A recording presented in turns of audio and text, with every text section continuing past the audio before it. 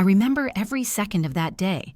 The smell of lilies, the low hum of people whispering, the way the air inside the church felt heavy, like it was grieving too.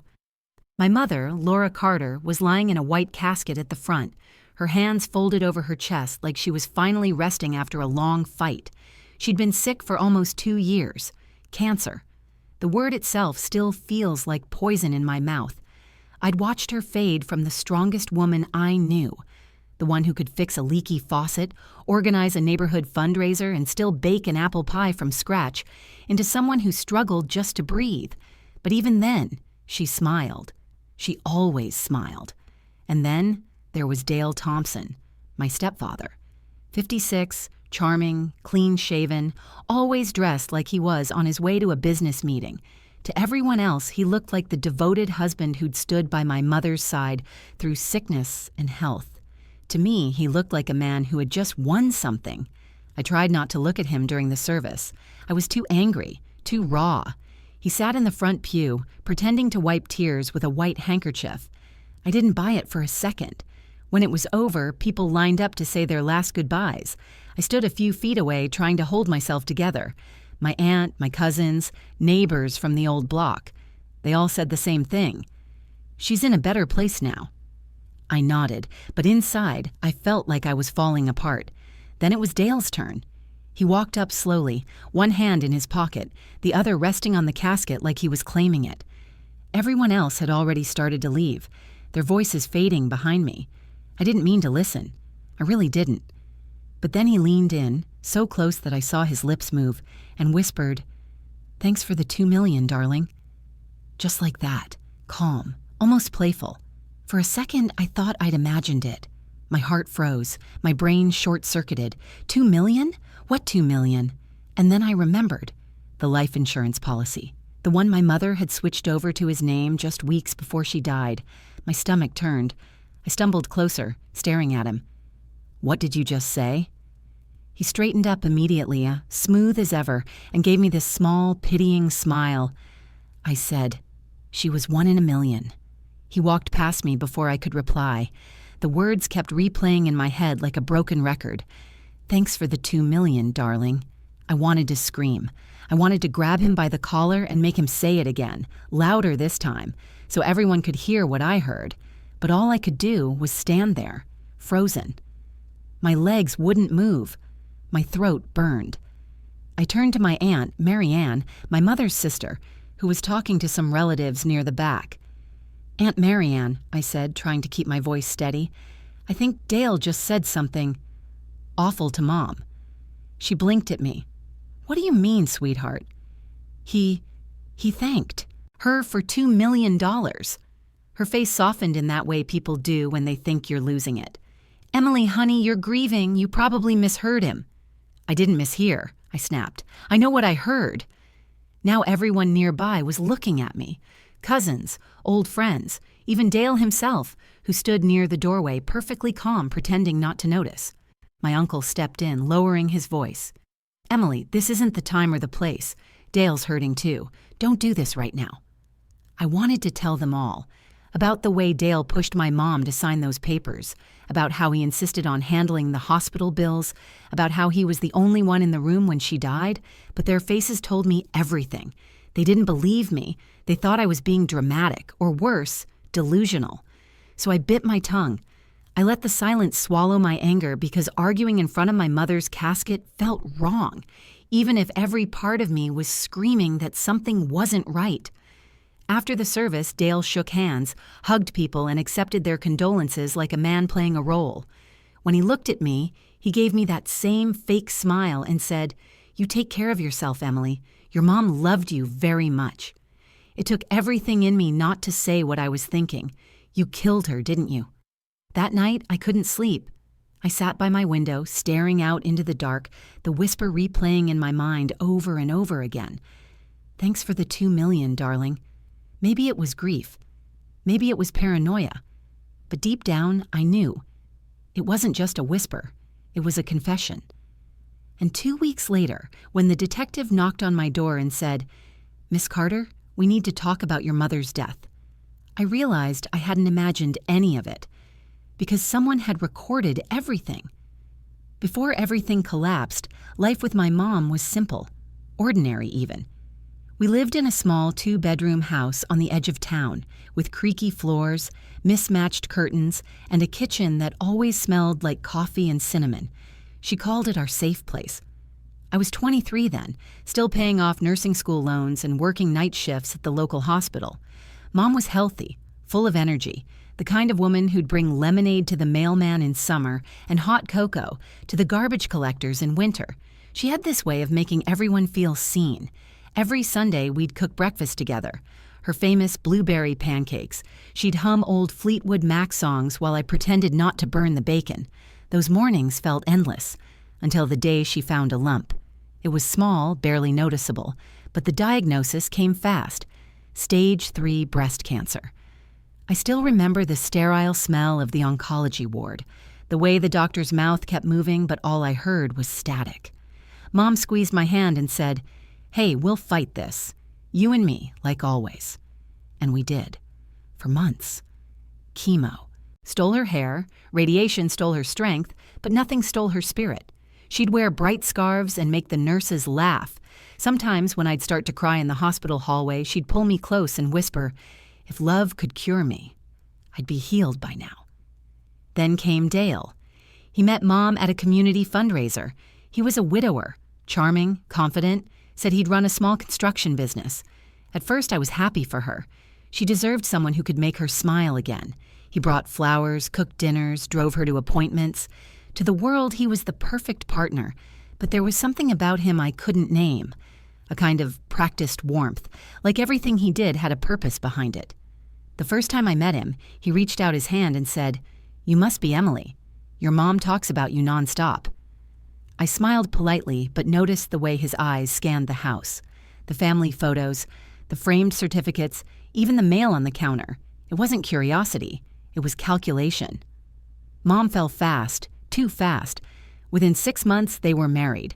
She looked radiant in her pale blue dress, but I couldn't shake the feeling that she was moving too quickly. When I tried to talk to her about it, she just laughed. "Sweetheart," she said, "Dale makes me feel safe. He's steady. After your father passed, I didn't think I'd ever have that again." I dropped it.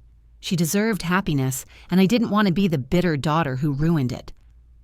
After the wedding, though, things started to change, quietly at first. Dale began handling all the finances. He took over the medical bills, the insurance paperwork, even her prescriptions. He said he didn't want Mom stressing about numbers. Mom insisted it was fine. "He's just trying to help," she told me. But when I'd stop by, I'd sometimes catch him reading through her files or taking phone calls in hushed tones. Once I heard him say, "Yes, the policy's in progress. She'll sign soon." When I asked what that meant, he brushed me off. "Business stuff," he said. "Don't worry about it." Then came the relapse. The cancer had spread. Lungs, liver, everywhere. I remember standing in the doctor's office trying not to cry as Mom joked, "Guess I'm not done fighting yet." Dale stood behind her silent. When the doctor mentioned end-of-life care options, he spoke for her before she could answer. "We'll take the comfort care route. She doesn't need aggressive treatment anymore." I shot him a look. "Shouldn't Mom decide that?" He smiled thinly. "Of course, I'm just thinking about what's best for her." That night, I stayed at the hospital. Mom was weak, barely awake. She whispered, "Don't be mad at Dale, honey. He just wants to make sure everything's taken care of." I nodded, but inside something twisted. I didn't trust him. Not his timing, not his words, not the way he hovered, near the machines like he was waiting for something. One afternoon, a few weeks later, I came in early and found them talking quietly. His voice was low but firm. "Dale, Laura, it's just a formality. You trust me, don't you?" "Mom, of course, but maybe Emily should be part of this conversation." "Dale, you don't want to worry her right now. Let's just get this signed, okay?" When he noticed me standing in the doorway, his expression didn't even change. He smiled and said, "Hey, Em, just sorting some insurance paperwork." My mother looked at me, tired, uncertain, then signed the papers. That was the last week I saw her truly awake. After that, she drifted in and out of consciousness. The nurses said she was comfortable, but every time I visited, she looked smaller, quieter. Dale stopped talking to me altogether. He only appeared when the doctors were around, always with his hand on her chart, always controlling the conversation. And then, one night, I got a call. A nurse saying my mother's condition had suddenly declined. By the time I arrived, Dale was standing beside her bed. The machines were silent. He told me she'd slipped away peacefully. I wanted to believe that, I really did. But something about the way he said it, calm, almost relieved, told me that the peace wasn't hers. It was his. The day I found out about the life insurance change was the same day I stopped sleeping.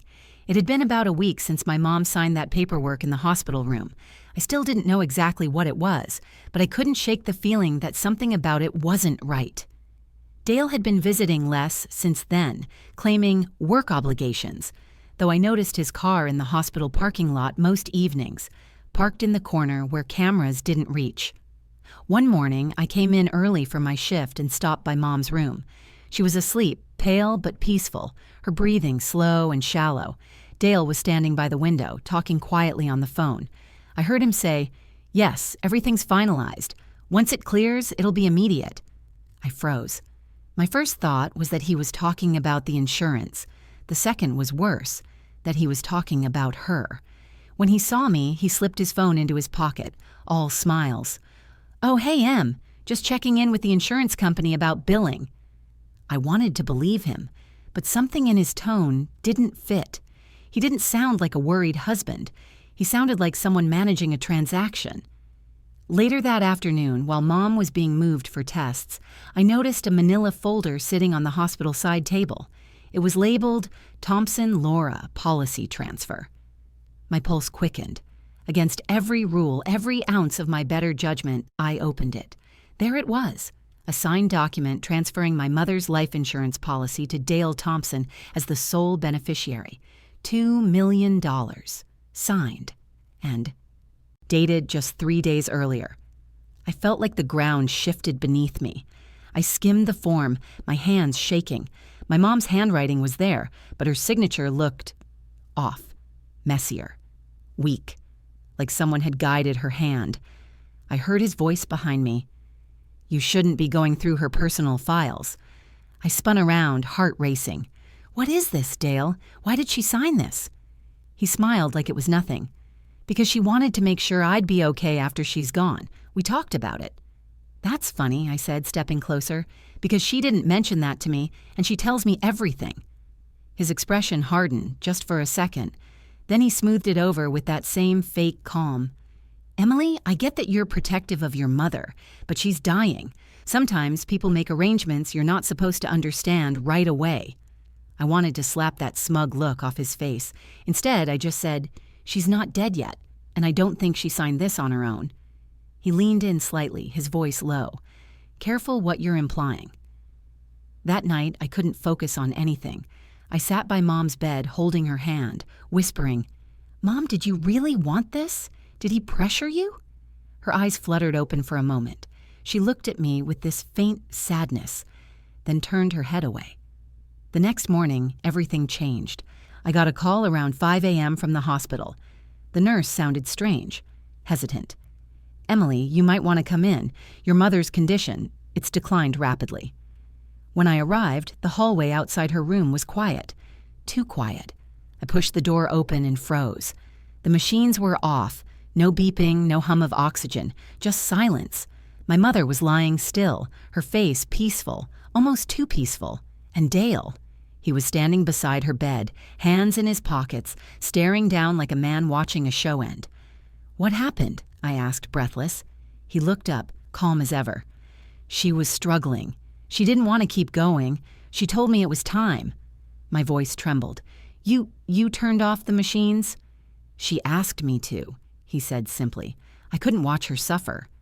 I backed away, shaking my head. "You don't get to decide that. That's not your call." A nurse rushed in, clearly distressed. "Mr. Thompson, you weren't authorized to touch those machines." He straightened his jacket, pretending not to hear. "It doesn't matter now. She's at peace." I broke down, right there on the floor, sobbing, clutching my mother's blanket like it could bring her back. I remember the nurse whispering something about notifying the attending physician, and Dale calmly walking out like nothing had happened. Later, when I tried to talk to the hospital staff, they said they were investigating. But days passed and nothing happened. Dale claimed my mother had given verbal consent to end life support. Without clear proof otherwise, there wasn't much I could do. At the funeral, when I confronted him in front of the family, told them what he'd done, how he'd manipulated her, how he'd turned off the machines early. Everyone looked at me like I'd lost my mind. My Aunt Marianne pulled me aside, whispering harshly, "Emily, stop it. You're grief-stricken. Don't destroy your mother's memory with these stories." "Stories?" I said. "You think I'd make this up?" She just shook her head. "He loved her. You're just hurting." That was the moment I realized I was truly alone. Dale had them all fooled. Every single one. And as I watched him stand beside my mother's casket, playing the grieving widower, I felt something in me harden. I didn't know how or when, but I swore I'd prove what he'd done. And then, at that funeral, when he leaned over her casket and whispered his little secret, "Thanks for the 2 million, darling." That vow became a promise that justice was coming. I used to think grief made people softer. I was wrong. For me, it turned into glass, sharp, cold, and clear enough to cut through any illusion. After the funeral, I couldn't stop replaying that whisper in my head. "Thanks for the 2 million, darling." It looped like a curse. I heard it while I brushed my teeth, while I tried to sleep, even over the hum of the refrigerator. I tried to convince myself I'd misheard, that maybe Dale really had said she was 1 in a million. But every time I saw his smirk in my memory, I knew the truth. Everyone told me to let it go. Aunt Marianne called every morning. "Honey, you need rest. Your mom wouldn't want you fixating on Dale." "He killed her, Aunt Marianne." "No, sweetheart, he loved her. You're grieving. It twists things." Each word felt like a door closing. I stopped answering the phone. I barely ate. My nights were a blur of internet searches. Can family contest life insurance beneficiary? Hospital camera policy? Signs of medical homicide? Most pages ended with the same line, "You need proof." So I decided to find it. I started with the hospital. I told the nurse's desk I needed my mother's records. The clerk gave me that practiced look of sympathy mixed with annoyance. "I'm sorry, Miss Carter, but only the listed next of kin can access full medical documentation. Mr. Thompson already collected them." My stomach dropped. "He what?" She shrugged. "Said he wanted to handle the insurance paperwork." I walked out before I said something I'd regret. Next, I tried the insurance company. Same wall. Privacy laws? Authorization forms. Every system designed to keep the truth locked behind Dale's signature. That night, I sat at my kitchen table, surrounded by coffee cups and my mother's old letters, searching for something. Anything that would help. All I had were memories. Her smile, her laughter, and that last look she gave me before he turned off the machines. For a moment, I considered giving up. Maybe everyone was right. Maybe grief really did warp perception. Then I opened my voicemail. There was a new message from an unknown number, a man's voice. "Miss Carter, this is Detective Marcus Reed from the County Homicide Division. I need to speak with you about your mother, Laura Carter. Please call me back." My heart slammed against my ribs. Homicide Division? I played it again to be sure I hadn't misheard. Then I called. He answered on the second ring. His tone was calm but deliberate. "Miss Carter? Detective Reed. I'd like to stop by tomorrow morning if that's all right. It's regarding new information about your mother's passing." "New information? She died of cancer." "That's what we were told." "So, why homicide?" A pause. "Because someone sent us a recording." For a second, I couldn't breathe. A recording of what? "I think it's best we talk in person." The call ended. My hands shook so badly, I almost dropped the phone. The rest of the night crawled by. Every sound made me jump. The creak of the house, the ticking clock, the passing cars outside. Part of me was terrified. Part of me felt something I hadn't in weeks. Hope. When Detective Reed arrived the next morning, he didn't look like the TV cops. No suit, no mirrored sunglasses. Just a tall man in his 40s with kind eyes and a coffee stain on his tie. But the moment I opened the door, I saw the seriousness in his expression. He glanced around my living room, then met my eyes. "Before we start, I want to say, I'm sorry for your loss." "Thank you," I whispered. "But why are you here?" He opened a small folder. Inside was a flash drive sealed in an evidence bag. "This came to us anonymously 2 days ago. It appears to be audio recorded inside your mother's hospital room on the night she died." My knees nearly gave out. "Recorded? How?" "The hospital had temporary surveillance in a few rooms after some medication thefts. The system wasn't meant to capture audio, but a maintenance device nearby picked it up accidentally. One of the techs found it later and sent it to us." I gripped the edge of the table. "And it has Dale on it?" Detective Reed hesitated, then nodded. "It does." He didn't press play right then. He just looked at me with that quiet, measured compassion police officers have when they know the truth is going to hurt. "I need your statement before we move forward," he said. "Once we verify the chain of custody, this could open an investigation into your stepfather's actions." The words washed over me like ice. Investigation, proof, justice. For weeks, I'd been treated like the crazy daughter who couldn't let go. And now, a stranger in a rumpled tie was standing in my living room telling me that maybe, just maybe, I hadn't been crazy at all. When he left, he promised to contact me once. The audio was authenticated. I stood at the window watching his car disappear down the street, my heart pounding. For the first time since my mother's death, the house didn't feel completely empty. I whispered into the silence, "Mom, someone heard you. Someone finally heard you." Detective Reed called 2 days later. His voice was calm but clipped, the way people sound when they're holding something heavy. "Ms. Carter, the lab verified the file. Can you come down to the station today?" I barely remember the drive there. I kept both hands clenched around the steering wheel, my stomach twisting with every red light. Part of me wanted to turn around to pretend I never got the call. Another part, the part that had lived on caffeine and fury for weeks, needed to hear it. The precinct smelled like old coffee and rain-wet carpet. Reed met me in a small interview room with gray walls and a humming fluorescent light that made everything feel colder. On the table sat a laptop and a box of tissues. "Emily," he said softly, "what you're about to hear is difficult. You can stop it any time." I nodded, but I didn't look away. He pressed play. At first, all I heard was the steady beep of hospital machines, faint shuffling, and the low mechanical hum that had haunted my dreams since the night Mom died. Then a voice, Dale's voice, came through, clear and steady. "Dale, come on, Laura. You've fought long enough. You said you didn't want to suffer anymore." Mom, weakly, I just want Emily here. Please, wait till she comes." "Dale, she'll understand. You already signed everything. You're ready to rest, right?" My breath caught. The sound of her voice, fragile, scared, stabbed straight through me. There was a long pause, followed by the faint click of something metal. The beeping quickened, then slowed. A choked sob. Hers. Then silence. "Dale." Quietly. "It's better this way. You're free now." A few seconds later, the unmistakable flatline tone filled the room. I gripped the table until my knuckles went white. Detective Reed stopped the recording. The silence that followed was worse than any sound I'd ever heard. I whispered, "He did it." My voice cracked halfway through. "He killed her." Reed's expression didn't change, but his eyes softened. "The audio's clear enough for us to proceed.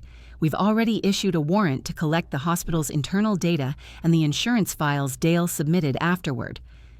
I wanted to feel relief. Instead, I just felt hollow. "Will they arrest him?" "Soon," he said. "We're coordinating with the district attorney. I wanted you to hear it before it became public record." He left me alone for a minute. I stared at the laptop, replaying the words again and again in my head. The way he said, "You've signed everything." He hadn't just stolen her money. He'd stolen her voice, her right to say goodbye. By evening, the news broke. Local headlines read, "Husband under investigation after recording emerges in suspicious hospital death." My phone exploded with calls and messages. Cousins, neighbors, even Aunt Marianne. Every single one started with the same sentence. "Emily, we're so sorry. Sorry didn't mean much now." The police arrested Dale at his office the next morning. I watched the footage online.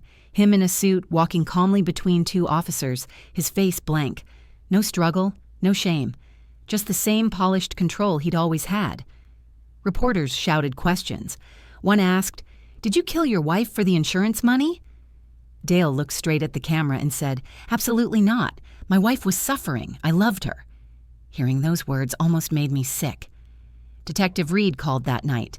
He's claiming it was mercy, but the audio proves she never consented. The DA's confident this will go to trial. I thanked him. He paused. "You did the right thing, Emily. Your instincts saved the case." After we hung up, I sat in my mother's old rocking chair and let the quiet fill the house. For the first time in months, I didn't feel crazy. I didn't feel invisible. I felt seen, and so would she. A week later, I was asked to identify a few of her belongings the police had recovered from Dale's house: her wedding ring, some jewelry, and a sealed envelope with my name on it.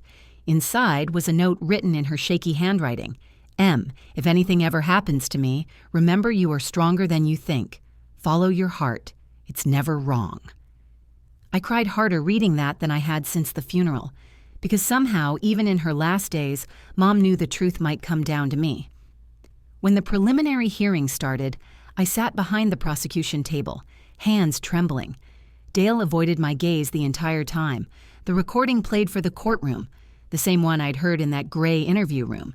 People gasped. A woman in the back started crying. For once the world heard what I'd been screaming all along. When the judge ordered him held without bail, I didn't cheer or cry out. I just closed my eyes and whispered, "Thank you, Mom." Walking out of the courthouse, the air felt lighter, cleaner, like the weight pressing on my chest had finally lifted. Reporters shouted my name, cameras flashed, but I kept walking. This wasn't about revenge anymore. It was about peace, hers and mine. That night, I sat at her grave with a single white lily, the same kind she used to plant by our mailbox every spring. I placed it gently on the headstone. "It's over, Mom. He can't hurt anyone else." The wind moved through the trees, soft and slow, almost like a reply. For the first time in months, I believed her smile wasn't just a memory. It was still here, somewhere in the quiet. 3 months after the trial began, I finally slept through the night. Not because everything was fixed. Nothing could ever bring my mother back. But because the truth had been spoken out loud in a courtroom full of people who finally believed me. Dale pleaded not guilty at first. He tried to spin the story into a mercy act, claimed Mom had begged him to let her go. But the recording stripped every lie bare. The jury didn't even take a full day to deliberate. Guilty on all counts: second-degree murder, insurance fraud, tampering with medical equipment. When the verdict was read, I didn't cry. I just exhaled. One long breath I felt like I'd been holding since the night she died. Afterward, Detective Reed found me in the hallway. "It's done," he said quietly. "You did right by her." "You did too," I told him. He smiled, that small, tired smile of a man who's seen too many endings. "Justice doesn't bring peace, Emily," he said, "but it makes room for it." That sentence stayed with me. In the weeks that followed, I tried to build a life that wasn't centered around loss. I went back to work at the hospital, the same one where Mom had taken her last breath. Walking through those halls again was brutal at first. Every room looked like hers. Every beep from a monitor made my stomach clench. But I realized something. Grief and healing share the same space. You just have to let them. I started volunteering for hospice care on weekends. Holding hands with strangers who were near the end felt like a way to keep her close. Sometimes families would ask me how to talk to their loved ones about death. I'd tell them, "Be honest. Say what matters before time decides for you." One afternoon, I visited her grave with a small notebook. I'd been writing letters to her since the verdict, things I wished I could still say. That day, I read one out loud. "Hi, Mom, the garden's blooming again. I planted your lilies out front. Everyone keeps saying I'm strong, but the truth is, I still check the phone expecting to hear you. I guess that's how love works. It keeps echoing even after the world goes quiet." The breeze shifted just enough to ruffle the pages. For a second, I could almost hear her humming, that same soft tune she used to sing while cooking pancakes on Sunday mornings. After the funeral, I used to hate quiet. Now I find comfort in it. It feels like her way of answering back. The community rallied around me after the case. People I'd never met sent letters, flowers, even donations to a memorial fund I started in her name. We used it to help families navigate end-of-life planning so no one else could be manipulated like she was. A reporter once asked me what justice felt like. I told her it wasn't triumph. It was relief. Relief that my mother's story didn't end with a lie. Still, there are nights when the memories come flooding back. The hospital room, the whisper, the disbelief on my family's faces. But now, when those memories hit, I picture her laughing instead of dying. I see her, teaching me how to braid my hair, cheering at my nursing graduation, telling me not to let fear silence the truth. The truth, that's what saved her in the end. I think about Dale sometimes, sitting in his cell. I wonder if he ever feels remorse. But then I remember that remorse was never in his vocabulary. Greed was. Control was. And maybe that's the closest thing to justice there is. Knowing he lost the one thing he couldn't buy back. His freedom. A few days ago, Aunt Marianne came by. We hadn't spoken much since the trial. She looked older, smaller somehow. She started crying the moment she stepped inside. "I should have believed you," she said. "It's okay," I told her. "You wanted to believe the best in people. Mom would have done the same." We ended up drinking tea at the kitchen table, the same one where Mom used to sit and plan everything down to the last grocery list. For the first time since her death, it felt like home again. Before Marianne left, she asked, "What are you going to do now?" I thought for a second and said, "Live, and make sure her story means something." That's really the only ending there is. Because my mother wasn't just a victim, she was a reminder that love shouldn't be blind, that instincts matter, and that silence only protects the guilty. If someone watching this has a gut feeling that something's wrong, in a hospital room, a family deal, a relationship that feels off, listen to it. It might save a life, or at least save the truth. I stood by her grave one last time before leaving that day, the evening sun dipping low behind the trees. The world was quiet, golden, soft. "Rest easy, Mom," I whispered. "We're okay now." And for the first time since she was gone, I believed it. After everything that happened, I realized something about stories like mine. They don't really end. Justice might close a chapter, but grief and healing keep writing new ones every day. My mother's story didn't stop the moment her machines went silent. It's living here, right now, through the words you just heard. If you've watched until this point, thank you, truly. It means you've stayed with me through the heartbreak, the doubt, the fear, and finally, the truth. And maybe that means something in your own life too. Maybe you've lost someone, or you've been dismissed when you tried to speak up. If so, I want you to hear me clearly. You are not crazy, and you are not alone. When I first started sharing this story, I wasn't sure anyone would believe it. Everyone told me to stay quiet, to move on. But silence only protects the wrong people. Telling this story out loud here, to you, that's how I take my mother's voice back. Every view, every comment, every time someone shares it, it keeps her memory alive and reminds the world that the truth deserves to be heard, no matter how uncomfortable it is. If this story touched you, even just one, part of it, please take a second to like the video, not because it's about numbers, but because that tiny click tells the algorithm that this story matters. And if you think someone out there might need to hear it, someone who's doubting their own instincts or fighting to be believed, share it. You never know whose life it might change. I read every comment you leave. When you tell me your own stories, I see the same courage I needed to find in myself. So, if you've ever been through something similar, if you've lost someone, if you've faced manipulation, or if you've fought to uncover a truth that no one wanted to face, comment below. Let's fill this space with voices that can't be silenced. This channel isn't just about telling dark stories, it's about shining a light through them. Every week I share true stories of resilience, betrayal, survival, and the quiet kind of strength it takes to start again. If that's something that speaks to you, subscribe and join our community. It's a place where truth is honored, not hidden, and where we learn that even in the worst endings, there can still be hope. As for me, life looks different now. I still visit my mother's grave every Sunday morning. I bring a single white lily, her favorite. I tell her about the people who heard her story, about the comments from strangers saying she gave them strength. I think she'd like that. She always believed that kindness ripples outward, even from pain. Sometimes I still wake up expecting her voice, that soft, "Morning, honey," she used to say through my bedroom door. But instead, I wake up to sunlight and I take a deep breath, because even though she's gone, I can feel her presence in the quiet. In every word spoken here, in every person who listens and chooses empathy over apathy. This isn't just a story about death or money or betrayal. It's about love, the kind that doesn't die when the heartbeat stops. It's about standing up even when everyone calls you delusional. And it's about believing that the truth, no matter how deeply it's buried, always finds its way back to the surface. So before this video ends, I want to ask you for one small favor. Carry this story with you. The next time your gut tells you something isn't right, listen. The next time someone needs help but can't find their voice, speak up for them. And the next time you see someone breaking under the weight of loss, remind them, healing doesn't mean forgetting. It means remembering without fear.